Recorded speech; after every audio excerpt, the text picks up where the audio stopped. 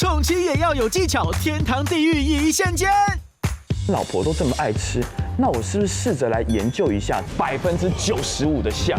人不跟你好强哦！为什么我送你那个包包，你都没有用这个包包？我就跟他讲说，其实我没有很开心。送女生东西，然后女生如果不常使用它，就是代表没那么喜欢，对不对？ I'm sorry。老公积极求表现，想宠妻却一波三折。我们邀请了一票朋友，大家聚会这样，那就有一个人特别会烤肉这样。当天每个人都称赞他，都一直叫他哇牛排达人。结果隔天呢，他拿了牛排回来之后，他就说你在睡觉的时候，我都在看牛排教父怎么煎牛排。快告诉我牛排怎么了？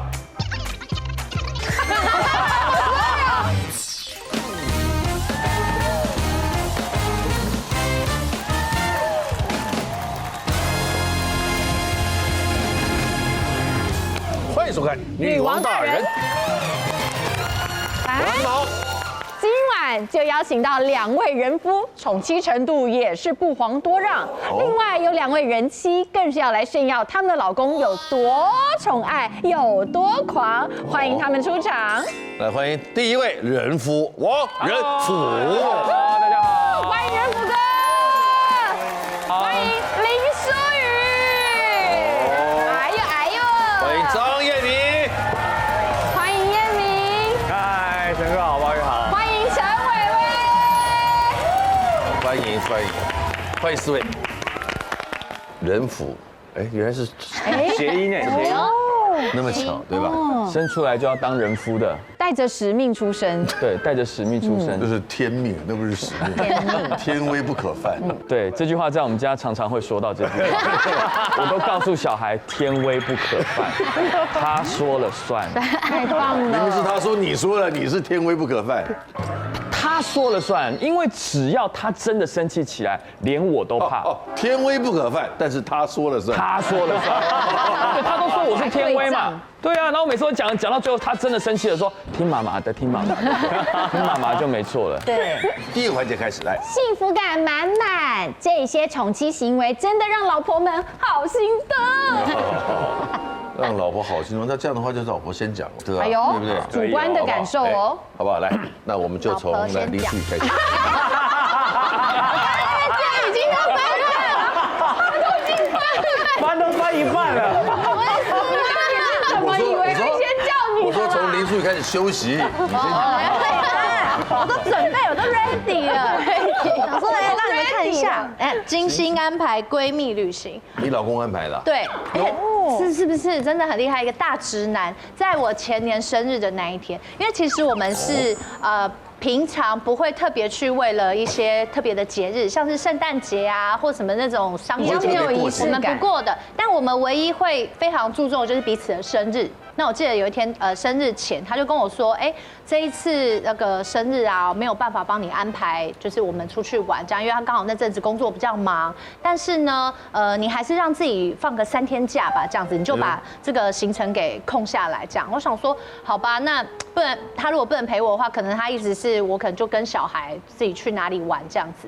结果到我生日的当天呢，他就让我收了行李，然后就坐上车，坐了车子开就开到高铁，然后就说来下去，他就拜拜，他就跟我拜拜，他就给了我一张去台北的车票，然后我想说什么意思？你家住桃园，我家住桃园，对，我从桃园高铁站去了台北，对，然后那时候心里面就有点白眼，想说什么意思啦？就是也不知道到底要做什么这样子，我就搭了高铁到了台北，没什么线索呀。对，没有线索。就在我在想说到底要干嘛的时候，突然间就有3个人突然就出现 ，surprise， 就是我的姐妹们，我的闺蜜，20年的好朋友，她们出现在我面前，这样，我说现在是怎么一回事？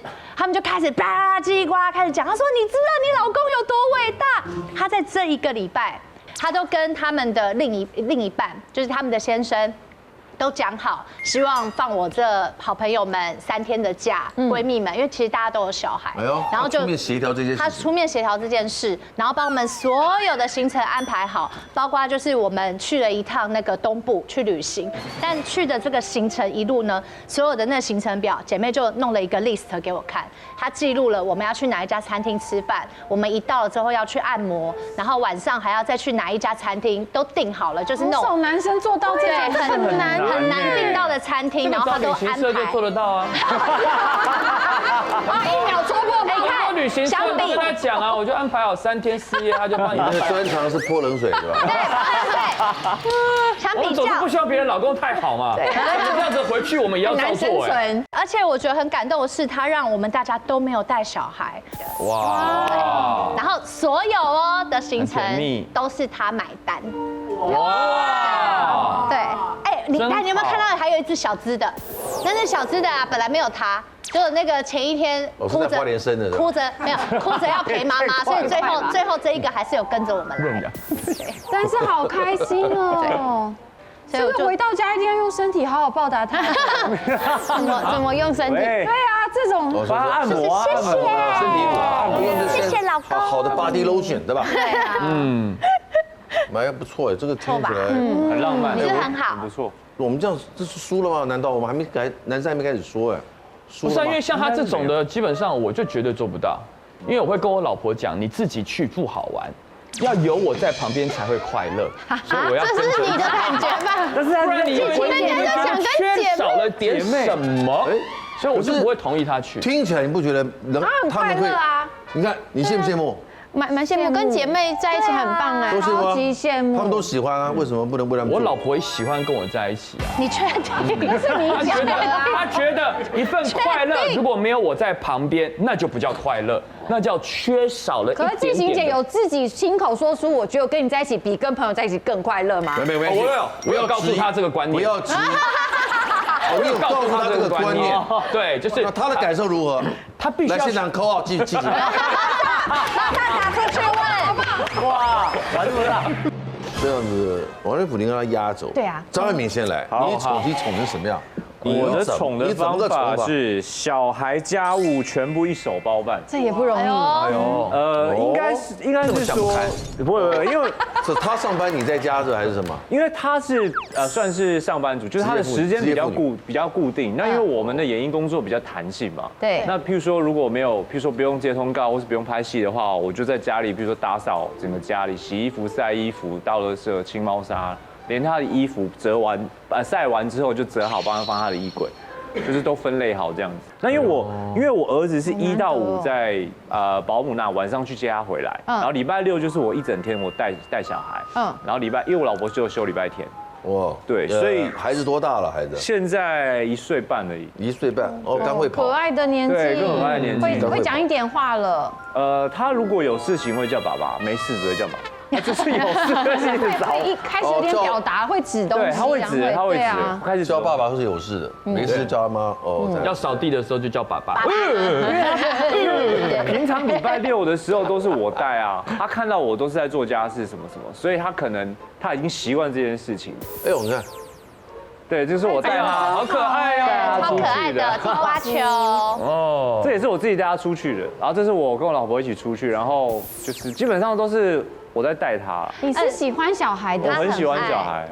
哦，哎，这我可以证明，他很好笑哦。他每次如果跟我讯息，他都问我最近哪些地方好玩呐，要去哪里玩呐，哪边可以带这个事孩子。情是要问学姐没有错。对，真的对。对，而且前阵子就是因为寒流来嘛，那因为早上都是譬如说我起床泡奶，然后喂奶，然后老婆去刷牙洗脸，然后我就先带小孩子去保姆那边，然后老婆再去上班，这样就是每天都这个行程。可是因为最近真的太冷。我想说让老婆多睡一点，就是所以早上都是我去送她，这样就是我自己送去。你老婆知道自己有跟其他的老婆有多不同吗？可是她好像觉得是不是男生都是会做这件事情？没有哎，我都送哎。家事基本上我是喜欢这件事情的，因为她譬如说她下班回来，她如果还在做家事，我就觉得会少了我跟他相处的时间，所以我宁愿让他在上班的时候，我把这些事情做好，那他回来就不用做这件事情。然后我们哄完小孩子睡之后，这出发点很感人，就可以。所以他才说他知不知道他有多特别？对啊，他应该要晓得，因为不是每个老公都会这样的。应该不能这样讲，应该不是所有事情都是理所当然。对，王仁甫，你认同吗？我认同啊。他们家也是一块做的吧？我们家洗衣服的话呢，在刚认识的时候是他做的，是他。然后他每次都会把漂白水把我的衣服染到一块白一块白。之后我就跟他讲说，那就我来。他说哈不好意思哦，好吧。然后就之后到现在就是我要洗衣服，他是故意的，故意的。然后做饭也是一样啊，他做饭完了之后，我就等了2-3个小时之后，然后他就说要吃饭，然后吃饭完就出来是火锅。我说为什么？你刚不在里面炒菜吗？然后我去看垃圾桶，都是倒掉什么烧焦的菜、太咸的菜。然后他就说，我就说那不然就之后我来做好了。他说哦好吧，那麻烦你喽。学姐赞。然后就变成我又要洗衣服，然后呢我又要煮饭。仁甫啊，我们刚刚说分享喜悦，不要抱怨了。我很喜悦啊。做这些也是开心的吧？不是趁机 complain。我刚 complain 的心情吗？我们对学姐充满佩服。哦，真的吗？这种事做一次，很棒，以后都不用再做。现在小孩子吃饭的时候时间到，像我老婆回到家时间到了说，老公，肚子饿了哦。我说啊，现在才5点半哎。他说今天比较早饿。我说好，我就要去做饭。就是这样。好棒哦！那有时候晚上7点哦，回到家了7点哦，工作完了7点进门回到家说晚上吃什么？等你煮啊。我说哦，我就赶快衣服换一换，然后收起来。我真的没有抱怨，我甘之如饴啊。好棒哦！学姐厉害。来，我的是实现日本梦想家园。你们日本对，自产应该是说，就是因为其实我们几乎每年都一定会飞日本好几趟，因为我们有好多朋友都住在日本，或是嫁去日本。所以我就一直想，我就一直跟我老公讲说，我好希望，因为我们每次来，要么住饭店，要么住在朋友家。如果我们自己在这里有一个自己的家有多好？但是这对我来说就是梦想。结果呢，到了去年，他就突然跟我说，我们找时间飞日本吧。我就说，哎呀，这是要去哪里玩？这样，他说没有，我们去看房子。我说，好，看房子。我说你有计划吗？就是要看房子可以，但是要计划。不能没有方向的。对，因为这个很复杂的，没有那么容易。我就跟我老公说。要买哪里的房子？对，哪里的？对，哪里的房子？然后他就说，看你如果就是你是比较想要就是地铁站附近的吗？关东吗？东京吗？东京，对，他是想在东京就是那种地铁站附近的吗？我就说哦，我觉得我知道哪些站比较好。他说哦，那个站有什么房子有哪一种，他全部讲出来，他有做功课，全部，而且重点是他做了半年多快1年的功课。还是放在心上，对我都不知道，而且他甚至联络了那边的，就是房仲，然后要怎么样，就是贷款啊，这些全部都帮我想好。他甚至告诉我说，所以只等你选到喜欢的房子，他就对，然后他就说我们这一趟去很简单，我告诉你，一飞决定以后就要立刻决定，因为他说房子会瞬间不见，哇，所以我给你几个方向以后我们就飞，然后我们就去哦。结果你们挑哪个 location？ 我们挑了一个在池袋隔2站的，我们一去哦，然后就。啪，瞬间把它决定下来。然后那个瞬间，我是那种，就是大楼公寓吧，没有，是一块地，然后要把它盖起来。哦，在盖，看的不是大楼，不是公寓。对，因为买一块地，买一块地，然后把它盖成一个自己的民宿。哇！那做成民宿哦，以后没。现在正在盖吗？对，因为我的梦想就是。我去的时候是可以有一个我自己的地方，可是如果我不去的话，可能别人去我是可以接受。那会有代管公司？对，就是他全部都联络好了，连代管公司他都联络好了。他联络好的意思是他知道费用多少，他甚至告诉我说，你1个月必须要付多少钱。他让我知道说我可不可以做得到。这是我们我们在买了这个中介，然后这是我们就开始去看房子。这一栋不是我们的，这是我们在看房子的整个过程。然后这个是我们要开始去选材料。对啊，她的老公长就很像日本人啊。有很像。现在选那个地方，走吧。你们那趟去几天？去每一趟都差不多去不到5天，但是就很快速的。房子也可以盖很漂亮。所以你们盖得很现代，还是要盖得很日本？很日本，因为你看这很酷哦，它就是一个地方，你可以看得到所有的什么东西要什么，什么东西要什么。哇，它一个实景哎，它实景盖出来哎，对不对？一整套，照它就帮你照样盖起来。不是，现在全部建材大楼，建材大楼。哦，这很特别，看建材的地方。对啊，建材大楼。一个一个选进去，里面的所有东西都要选。有啦，内湖现在也有，我觉得还蛮酷的。有，我第一次体验到这种，我就到现场，然后就说我的屋顶要这一片，然后就去到地板区，我的地板要这一片，然后就走到榻榻米区，我的榻榻米要这一片，然后我的门，然后就很多门一直翻，我的门要这一片。就是那经过了这些之后，它会有一个3D 图让你看整个你选的东西弄出来，真的这么快，然后马上就可以组装成，就开始可以 review 那个，对，慢慢的那个幻想就会出来。然后重点是因为我老公还是设计师，他就是比日本还早，他全部讲完以后，他回到台湾，人家的设计图还没出来，他就说他已经先弄出来了，他直接把它3D 出来给我看，哇，他就用照片出来给我看，我就说是什么？他说我自己画的啊，然后我就很开心以外呢，他重点是他把那一栋房子取名叫做，因为我以前叫梨儿。然后现在带着孩子，所以他就把那栋房子取名叫梨孩儿，然后帮我设计了一个我的 logo， 然后就是要之后那一间房子会有我的名字，我就觉得哦，好好哦，我就现在因为我们这样叫其他老公怎么生存啊？想怎样？真是太难了吧？他连做家事都是。但是因为我觉得这个东西就是我们也10年了，这是到第10年以后，他开始就我觉得是我们可能找到共同的步调。还有你值得被疼爱啦，真的。看起来她老公不是会设计房子，我觉得他会设计人。害其他老公没办法生存。他会设计我们其他老公，对不对？让我们不知道该怎么办，让我们自惭形愧。真是的。厉害！让你压着我也不知道对不对啊，让你压轴了。谢谢大家啊！我们到这样，我想今天故事就差不多到这边。我刚刚有讲到几句话了吧？应该够了吧？哦，有画面了嘛？我也有付出。刚才也考回来那么多，也考那么多呀。刚才也有画面了嘛？我也有帮男生讲到话了，我有公用的嘛。做饭了，要对啊，何必这样子呢？在他后面，你现在不走，他们晚上不知道吃什么哦。真的，小孩子他不知道吃什么，真的。雪穗现在是塞车哦。好紧张啊！好啦，但其实我老实讲，我自己不觉得我自己是什么宠妻魔人。当制作单位打电话给我的时候，问我说，他说我是宠妻魔人，然后问我今天可不可以来。其实当下我有点傻眼，心虚了。我怎么会是呢？对，不是。然后我就问了我老婆说，老婆，我有哪一点你觉得宠到你了？哦，她讲完了之后，我说，这点我做得很好，我可以拿出来说嘴的。就是接下来你要说的这件事情，没错，老婆认证的，不是我自己说的哦，是他说的哦，进行一点背书，那就是专属厨艺魔法师，赞！我刚前面已经讲过了，那下一位呢？我们看魔法师，不是那样子而已。我跟你讲，我老婆说呢，她对于我，她觉得她人生哦，她每一次，她只要跟我吵架的时候，她想到我这一点。他觉得他可以容忍我所有的事情，离不开你，只因为这件事。对，因为什么你知道吗？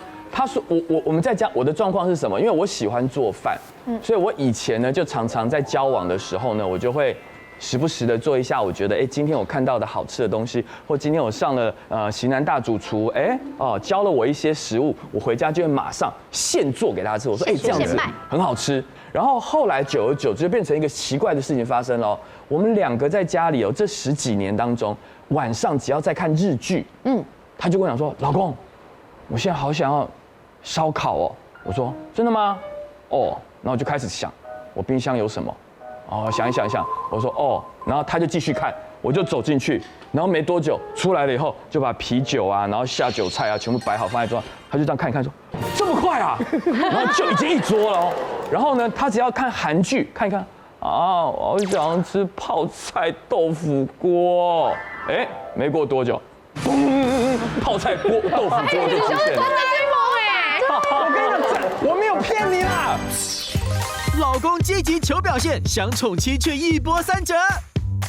我们邀请了一票朋友，大家聚会这样，那就有一个人特别会烤肉这样，当天每个人都称赞他，都一直叫他哇牛排达人。就隔天呢，他拿了牛排回来之后，他就说你在睡觉的时候，我都在看《牛排教父》，什么煎牛排？快告诉我牛排怎么了？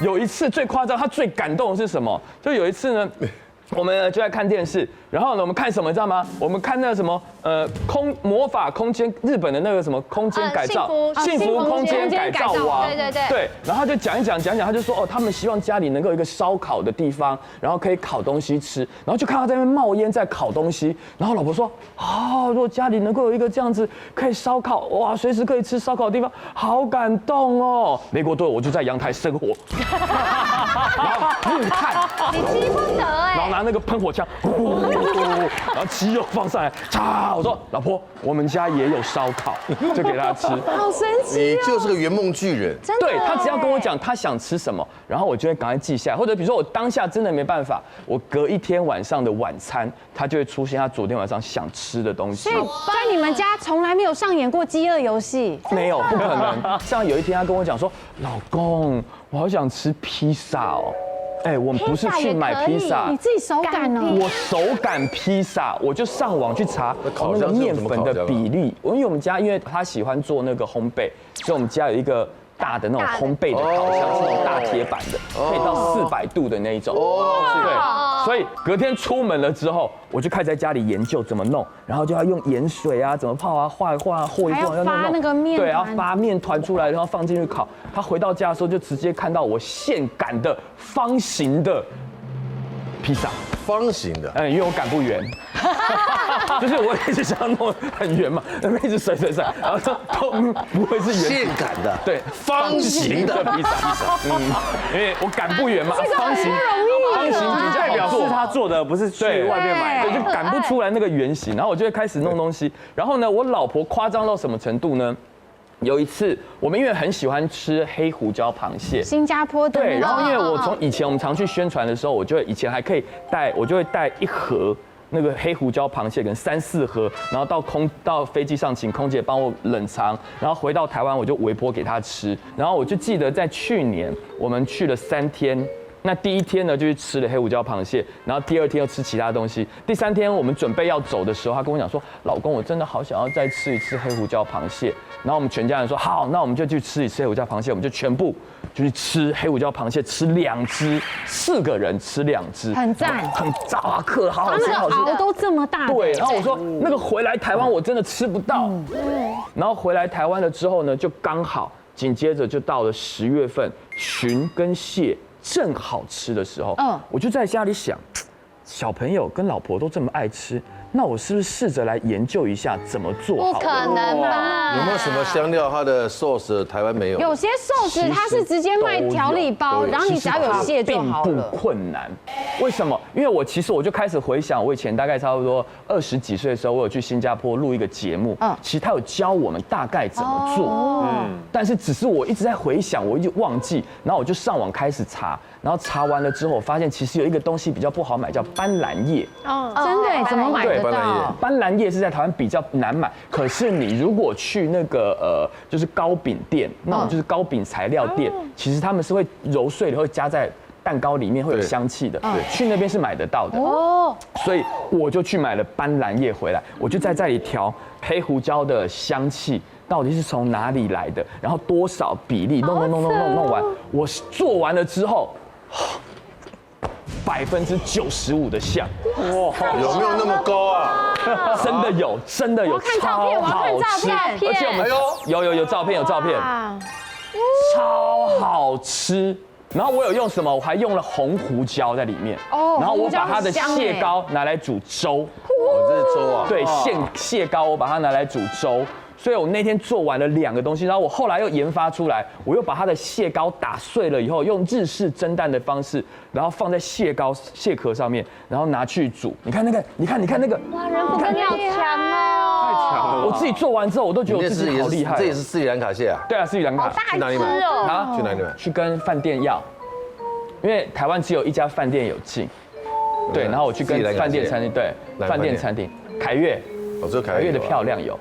哦，漂亮，对，漂亮，对。听着这些的甜的有点出汁，甜的有点，看来听到糖尿病的这些故事，这些甜完了以后啊，我们不可能平衡报道，不能报喜不报忧，对，好不好？没错。第2个环节，亲爱的太太秒变脸，为什么？这些宠妻行为竟然出事了。我觉得啊，只要是做老公、做先生的，其实都某方面会有一种爱比较的心态，就像你们刚刚女生才爱比较嘞。没有，你有没有觉得爸爸刚刚老公，我们刚刚这样讲一票下来，他们是不是男生是在朋友在看的时候，那个不能输，就不能输的那个比较，人前，对啊，女生是在心里想的，怎么会这样？怎么会这样？不一样，对，较劲。但男生会表现出来的，其实就前阵子的事而已。中秋节当天，我们邀请了一票朋友大家聚会，这样，那就有一个人，他家里面家族其实是在南非那边，所以他们特别会烤肉，这样。那个爸爸呢，他就是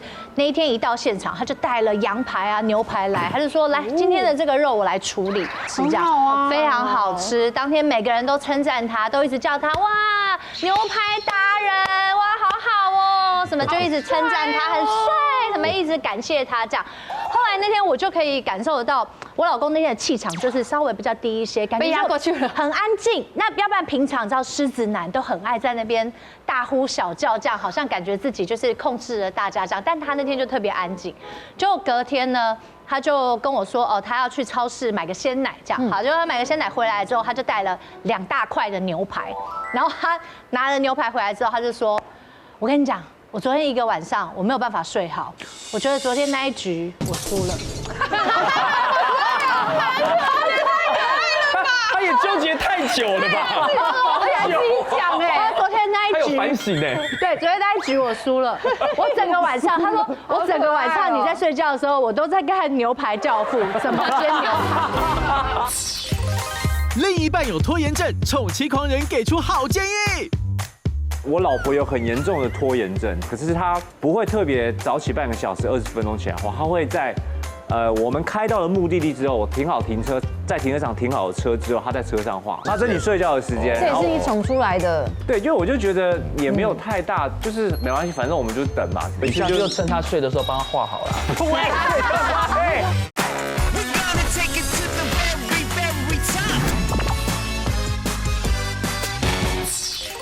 他说我整个晚上你在睡觉的时候，我都在看《牛排教父》，怎么煎牛排。他说今天，然后他还特别买那2大块牛排，他说等一下呢，你就去客厅跟孩子玩，待会让我来表现这样。我就看他就去厨房那边，我们家是开放式的厨房这样子，就远远的有看到他好像就开始在那里忙啦什么的。在忙的时候，他还在 murmur 说：“我跟你讲，牛排教父有教，就是锅要热，然后等一下要有那个梅纳反应。”这样子，等一下这个牛排，我跟你说，自己自言自语 ，perfect， 对，自言自语。然后他还说，我前面呢，我觉得他就是在讲的时候，他一定是怕自己会忘记，自己复习一下，就在复习。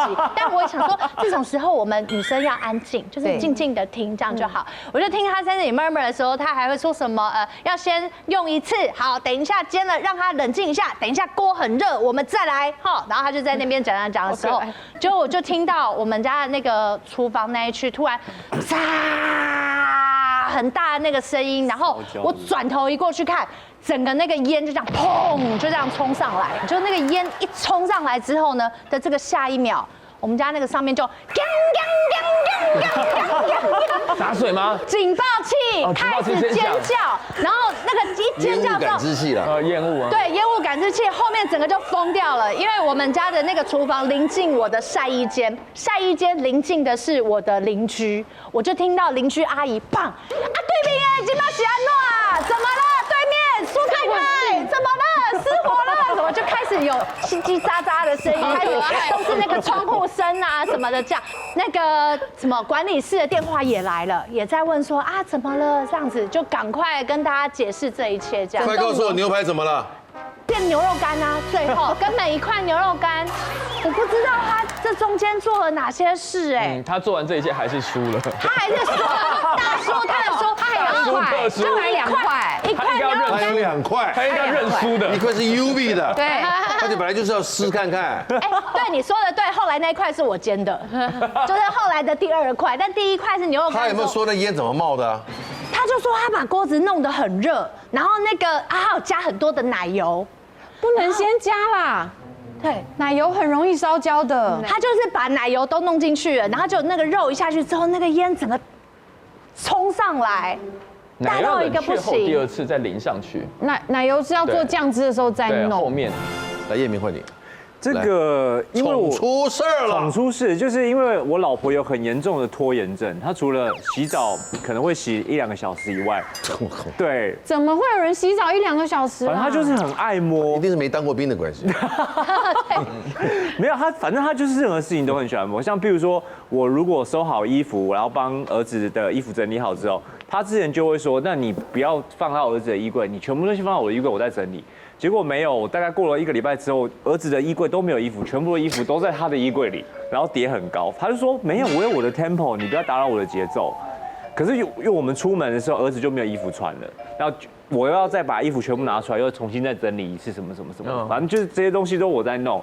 然后我也觉得没什么啊，然后但是他就是他出门前，譬如说女生出门，譬如说她会喜欢拍照还是什么，她一定会化妆嘛，对，拍美照。可是她不会特别早起半个小时、20分钟起来画，他会在我们开到了目的地之后，停好停车，在停车场停好车之后，他在车上画。对，然后我们就在停车场等他化妆，然后他不能出门前准备好，他要到现场。他要到现场，因为车上他也没办法车上，因为车上会譬如说会颠簸嘛、晃动什么，所以他没办法。眼线会飘掉。对，所以他不在家弄好出门的原因是。因为他想要睡到时间到，然后起来刷牙洗脸之后，然后他就出门。睡美人啊，睡觉对他比较睡觉对他比较重要，睡觉比较重要。睡觉的时间，他争取睡觉的时间。这也是你宠出来的。对，就我就觉得也没有太大，就是没关系，反正我们就等嘛什么。可是有一次就趁他睡的时候帮他画好了。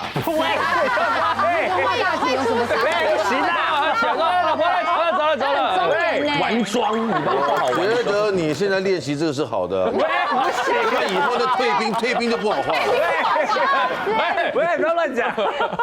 就是我就觉得没有太大的差别，反正就是在停车场可能等半小时或1小时这样。但是因为每次都这样，有一次就真的出事了，就是我们那一次是停刚好因为我们去西门町，然后因为那时候假日非常难找车位，然后我们是排了很久才排进去一个。机械式的车位，然后我就想说，哦好，我就说老婆，那你要画快一点哦，因为他在车上画，我说好危险哦，很危险，如果有人按了不知道，他可能就下去了。他说好，知道，然后我就说那我就去上厕所，然后我就去厕所，上，突然听到也是那个警报器响吧，我想说他是不是误触了什么按钮，还是他可能画完他要下来，然后有人按什么，我就冲出来看，结果就是有一台车，它的那个。就是比较高，他开进来，他没有注意到高度，就撞到上面的那个洒水系统还是什么的，结果洒出来的是泡沫，所以整个泡沫就淹没了整个停车场。有影片，对这个啊这么夸张，整片哦，真的都喷，地板的白白的泡沫，对，那台很高的这台，对。哇，它地上全是泡沫，泡沫，这是一开始而已，这不是白色的地板哦，这就是泡沫，全部都是泡沫。哦，没遇到这样过。然后就我出来之后是整片的这样子，然后我就看到那个泡沫已经开始慢慢要淹到我的车了，哇！然后他已经也是很紧张，说老公快开车，然后我就赶快。就是那个开出来，然后开上去这样，然后很多车主也都因为他没有办法联络到车主。刚刚有一台白色的那个是原本是宾士车还是什么的，它是黑色，它全部已经被染。然后我后来才知道那个泡沫其实很伤车子，就是真的哦啊，那因为它要瞬间灭火，化学要灭火是那种灭火器那种，腐蚀性的是不是？对，腐蚀就是好像是腐蚀性类似这样，会车漆会伤。对，然后而且我很多人要开出来嘛，然后我还在后面等，然后我就看泡沫这样已经往后在淹了，超像那种逃难灾难，海啸要来了，速度太快了，然后我们就一台一台出去这样子，然后后来我们就在赶快找一个地方，然后说。怎么办？那我们今天这样，他说等下先这样，他还是要先化妆，还没化完，先就绪很特别，还没化完，还没化完。完美人夫不好当，送礼也会被打枪。为什么我送你那个包包，你都没有用这个包包？我就跟他讲说，其实我没有很开心。男生会难过哎，送女生东西，然后女生如果不常使用它，就是代表没那么喜欢，对不对 ？I'm sorry 。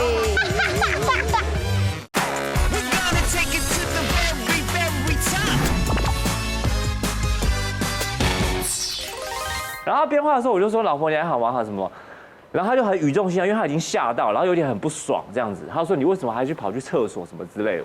但是我就想说好，先安抚他什么。但是他后来就讲了一个，我觉得是，我觉得是也是有错，也是没有错。他说老公是因为我的拖延症救了你。如果今天我没有在车上化妆，我们就离开了车子，你的车子今天就是被泡沫淹没，你要花很多时间去处理这个事情，非常非常的花钱。所以我的拖延症救了你。他可能觉得你常在催促他，开始有点烦了，开始有点烦。他用这个方式告诉你，别再催他。对，然后这一次这个机会让他逮到，他变成英雄了。其实你蛮好说服的。对啊，我觉得你老婆这样讲，你就真的相信了。你这段关系，你其实是被吃定的哎。真的吗？你蛮辛苦的耶。可是他说的也没错啊，他是真的救了我。大家可以用祝福的心情。不要吐槽。我看见的是他这段婚姻关系的权力地位啦。来，淑仪姐，你来。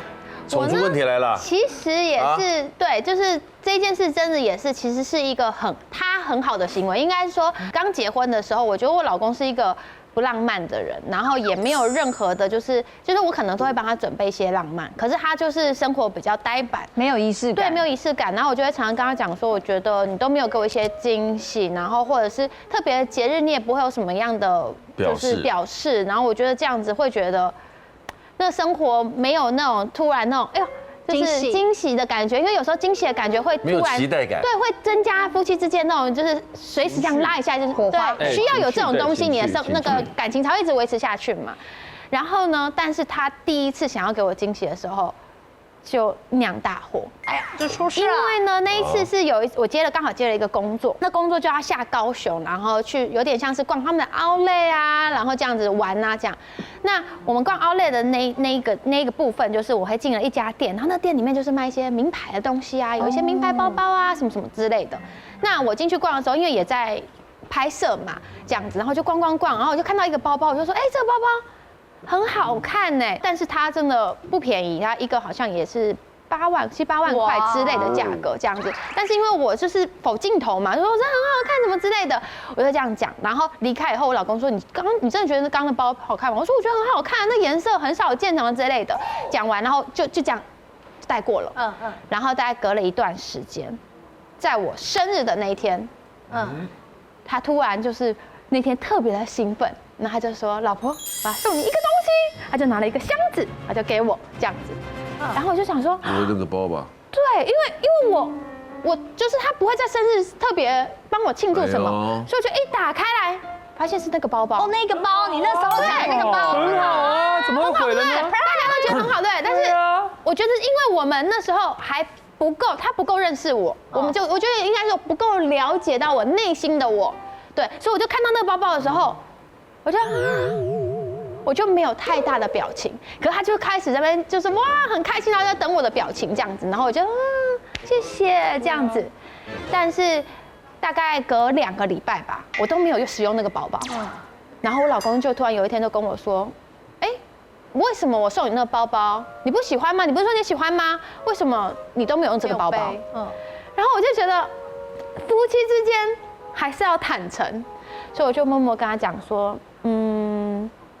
好，我觉得我当下有点过分，我就跟他讲说，其实我看到那个包包的时候，我说我说真心话，就是我没有很开心。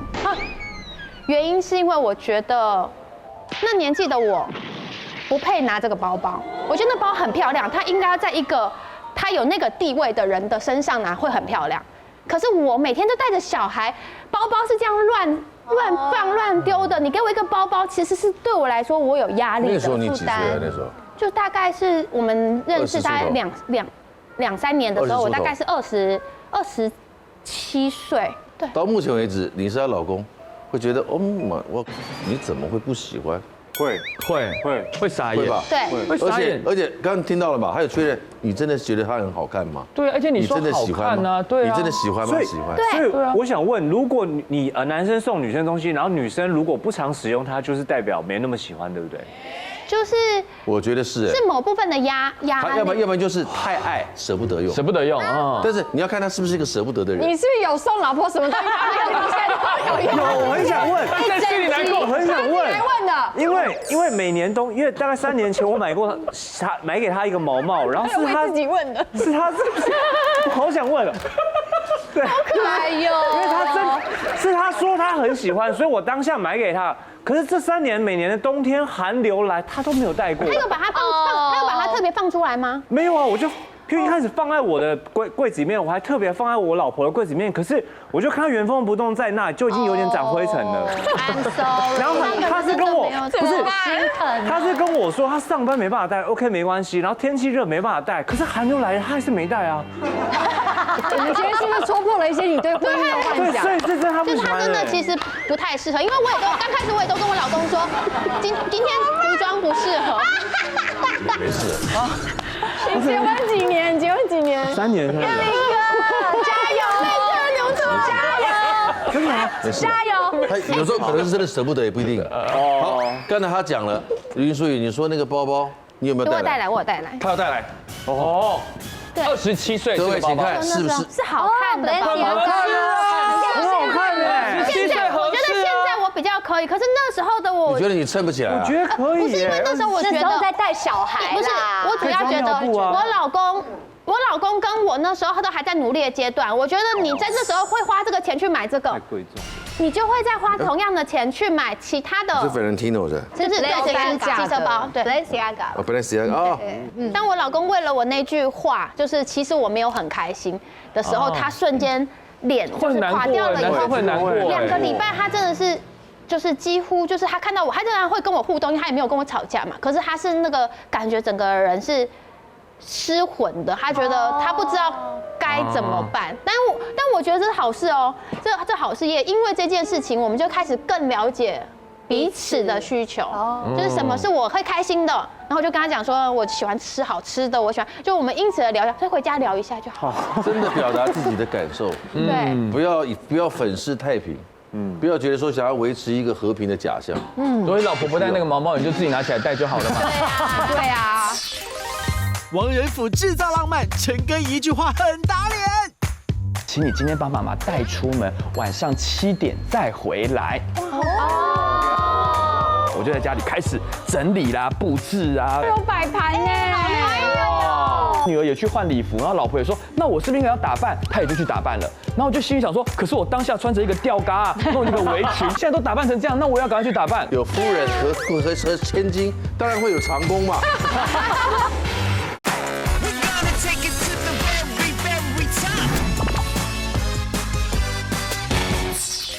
不要觉得说想要维持一个和平的假象。所以老婆不戴那个毛毛，你就自己拿起来戴就好了嘛。对啊，不要浪费嘛，你就自己戴也是自己都在家也戴一直给他看，自己戴，你就自己。到底什么时候要戴啊？其实不瞒你说，我跟我老婆之间呢，经常出事，出事的状况是蛮多的啦。但我必须要讲的就是说，这件事情是这样子的啊，就是呢某一天早上起床，然后呢小孩呢就跑来问我说，爸爸，我们要跟妈妈去喝咖啡，吃早午餐，你要不要去？那我就说不要。然后呢，他于是就跟小孩就跟妈妈去了嘛。我说我昨天好累，我想多睡一会。他们就自己去吃早餐。然后早餐回来了之后，我就开始在整理家里哦，想要把家里弄得干干净净这样子。然后妈妈又回来了，妈妈回来会问说，那我们下午要去公园，你要不要去？我就说不要，因为我家里要整理完我才要去。我就继续整理家里，想把家里整理到一个非常干净的状态。然后我老婆就有点百思不得其解，但她都没有说任何话。就在他们准备要去公园的时候，我女儿悄悄地跑到我旁边这样，爸爸，今天是你们结婚纪念日啦。哦。然后我就跟我女儿讲说，你以为我不知道吗？我说我知道，所以我才要把家里整理得很干净。请你今天帮妈妈带出门，晚上7点再回来。好了，然后他们就出去了嘛，我就在家里开始整理啦、布置啊，桌子摆好啊，家里弄得完全干净，然后点蜡烛啊、花啊，我全部自己设计这样子。哎，这是菜，这就我做的菜啊，我在家里做的菜，然后就蜡烛啊，然后这个就是这样，对，音乐啊弄好啊，夜店是吧？哇，都有摆盘呢，好嗨哦！厉害。你们是圣诞节前后，圣诞节前后对，我们是12月11号。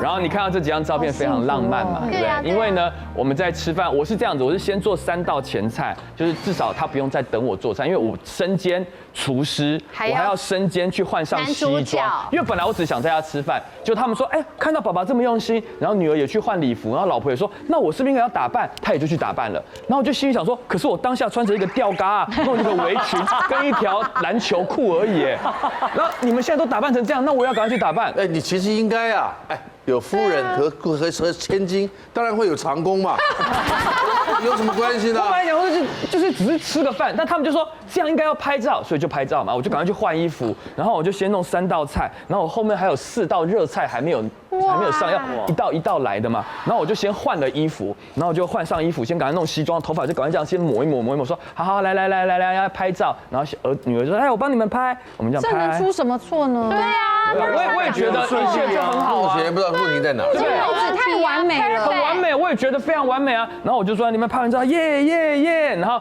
你先拍我，女儿拍我跟老婆嘛，然后拍完老婆之后，女儿说她也要过来，然后呢我就说那用脚架，我们就放在前面用脚架拍一张，好，然后拍完之后呢，我就跟老婆讲说，哎，那不然这样，那你跟女儿也拍一张嘛，我来帮你们拍。她说好啊，然后我就说好，然后我就到对面去，桌子在这边嘛，他们2个就在对面嘛，那我当然是从这边拍，然后有带到桌子，然后还有带到他们2个嘛，然后呢我就这样咔嚓拍完了之后，他们说好看吗？我说来啊，给你们看，我就把手机拿起来，然后跨过桌子转过去给他们看。就在这一刻，怎么了？手机？所有的蜡烛被我的大腿一顶，桌子动了一下，那蜡油就泼在我老婆的大腿上。就整个这样子，啪，整个桌子就要倒起来。所以美好就只有到那些照片，后面就不美好了。后面就然后那个蜡油没有办法低调哎，所以这个是前面美好的状态，在差不多到了3分钟过后轮到我拍照，他就笑不出来了，然后只吃3道前菜，前菜也沾到蜡油了吧？很烫，然后我当下真的傻眼，因为我这样蜡油洒在他整个头上，我不知道我该怎么办呢，然后就赶快带他去冲啊，然后赶快带他去弄，然后冰敷这样子，然后后面吃饭的时候我就觉得，怎么好像气氛不太对，一切都不一样了。这样的一个周年也是难忘啊，怎么了？对不对？最后的疼爱是手放开。不，那是歌词，对不起。是这样子啊。我们或许会羡慕其他夫妻间的相处模式啦，对吧？听，总之有好多点是会触动你。哎呦，好好哦，哎呦，好甜哦，对吧？但是爱情的美好是在于的独特，而不是模仿。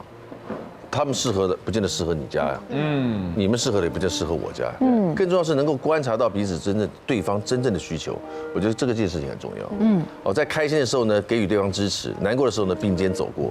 相信你们都会从中体会到我们是彼此的专属宠爱。哦，好棒，好不好？祝福我们今天的4位，祝福，甜蜜到不行的朋友，永远幸福美满。OK， 女王大人，下次再见 ，See you， 拜。